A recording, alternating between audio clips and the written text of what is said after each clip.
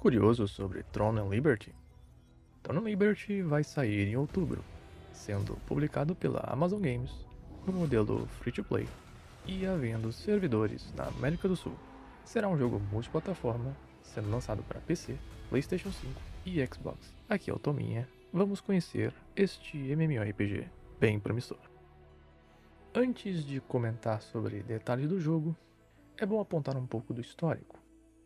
De começo, Tron and Liberty era muito cru. O pessoal que testou as primeiras versões reclamava que faltava desafios. O jogo tendia a ser muito automático. Parecia um jogo mobile, seja no gameplay ou nos elementos na tela. E ainda tinha uma monetização sacana por cima. Era um jogo fraco e desinteressante.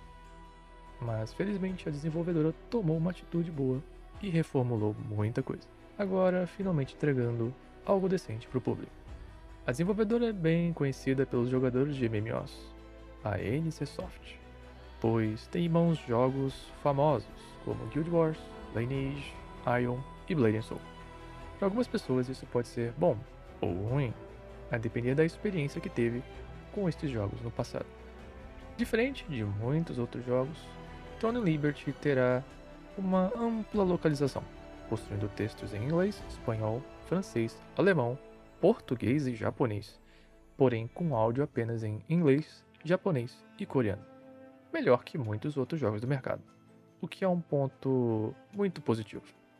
Na questão de consoles, segundo a desenvolvedora, não será necessário possuir uma assinatura do Game Pass Core ou do PlayStation Plus para poder jogar, restringindo menos o acesso ao jogo, coisa que acontece em alguns por aí, dando ainda mais valor para o crossplay e ajudando na ampliação da comunidade do jogo, todo mundo jogando junto, independente da plataforma. Falando de requisitos, nota-se que o jogo entrega belos gráficos, então você cria uma expectativa de talvez um jogo não tão leve, apesar de alguns considerarem ele otimizado. O primeiro problema vem da memória requerida, que ultimamente tem aumentado com os jogos. Nesse que em especial requer 16 GB de RAM, no mínimo e no recomendado. Curiosamente, o jogo não exige Windows 11, mas pede pelo menos uma GTX 1660 para rodar no mínimo, sendo recomendado uma RTX 2070. Porém, o site não deixa claro o que seria este real mínimo. Um problema de muitos desenvolvedores, aliás.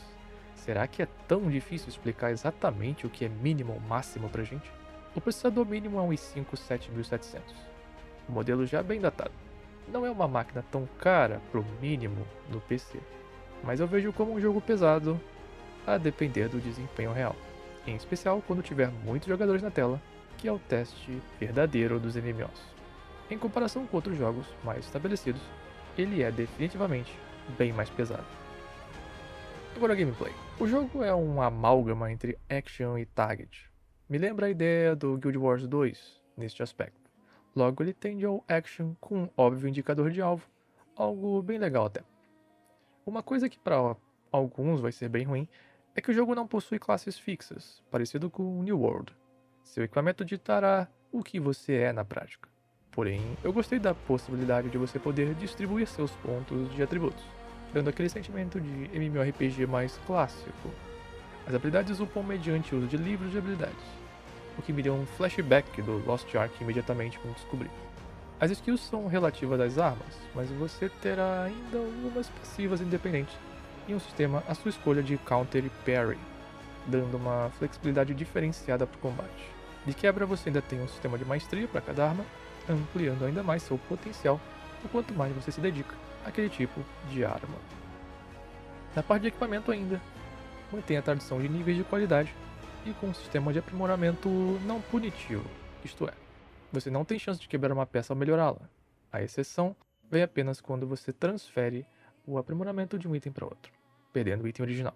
Nada disso é novo em MMOs, na verdade, mas o fato de não ser punitivo como MMOs free-to-play clássicos, onde você tinha chances terrivelmente baixas para melhorar seus itens, é algo deveras interessante e visto como muito positivo por vários jogadores. A mobilidade do jogo funciona de uma forma especial, pois aqui você literalmente se transforma em animais. Criativo, pelo menos, mas para alguns jogadores acostumados com a ideia de montarias e tudo mais, pode ser um pouco estranho. A progressão geral se dá por uma grande gama de missões, e apesar de você poder caçar mobs livremente, elas acabam sendo a melhor fonte de experiência. Como todo MMO hoje em dia, algumas missões são limitadas, como as famosas diárias. O craft aqui é um sistema completamente secundário. O que você pode criar depende de você ter receitas, materiais e depois ir num NPC. É algo bem mais simples em comparação com outros MMOs que possuem uma longa progressão. Abordagem interessante, pois direciona os jogadores mais para combate e exploração, criando um foco mais universal para o jogo. Um outro aspecto que por hora é muito importante é que esse jogo é muito centrado em guildas, para literalmente tudo, seja recompensas regulares ou buffs. Então, lobos solitários vão ter que começar a socializar. No conteúdo PvE, temos uma razoável variedade. Em instâncias, a coisa que mais me chamou a atenção é o uso de uma moeda própria para conseguir os melhores drops. Acredito que seja um mecanismo que criaram para combater bots, ou um progresso muito acelerado. Apesar que jogar esses conteúdos é algo livre. É um artifício bom, mas teria que ver na prática quão limitante isso pode ser para os jogadores num prazo maior. O resto é bem o que vemos em vários outros MMOs. Dungeons com vários níveis de dificuldade, uma instância solo mais competitiva e as raids ainda estão para chegar. O jogo de começo não entrega tanta complexidade como MMOs mais consolidados, mas é bom acompanhar para ver o que o futuro reserva nesse caso. No mundo aberto, o jogo tem sua boa variedade de eventos, alguns mais limitados, como os de hora em hora, outros são mais generalistas, como ir no local e caçar inimigos, ou então enfrentar um chefe mundial, que vai requerer uma galera bem motivada. Lembra sistemas como os de Guild Wars 2, por exemplo. Virando pro lado do PvP, me faz pensar um pouco na ideia do BDO e Lost Ark. Guerra de guild, eventos PvE-VP, te colocaram em lutas frenéticas com outros jogadores, fora arenas PvP tradicional. Tem também um evento mais diferenciado, as guerras de cerco. Centenas de jogadores se juntam contra outras centenas de jogadores para invadir um castelo. Uma guerra Zerg da vida. Para quem não conhece o termo Zerg, uma raça de StarCraft, é basicamente ataque em massa, defende em bolo. Muitos contra muitos, e ai de quem estiver pelo caminho. O mesmo feeling que tenho no BDO, tenho aqui. Esse jogo parece que foi feito na verdade para PvP. É algo para ficar de olho se a desenvolvedora trará um PvE mais refinado depois. Agora vamos falar do tal do Pay to Win.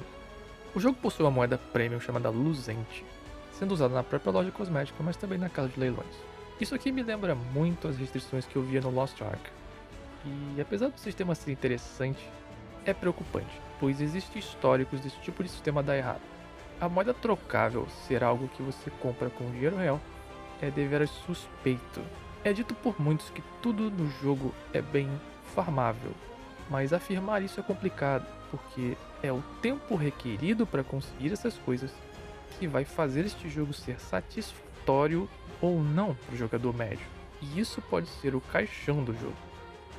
Throne of Liberty demonstra um potencial muito grande, mas as coisas que mais me preocupam são o quão bem ele se sustentará caso tenha quedas, e também essa monetização com essa moeda premium.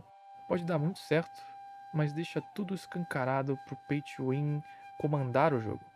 E caso bata um desinteresse ou interesse dos jogadores gastões, pode gerar um grande efeito de inflação ou deflação. Mas afirmar qualquer coisa agora ainda é um pouco cedo. Um bom jogo ao que tudo indica, mas o primeiro ano dele vai ser o termômetro de retenção de público futuro. MMORPGs são jogos de serviço de longo prazo.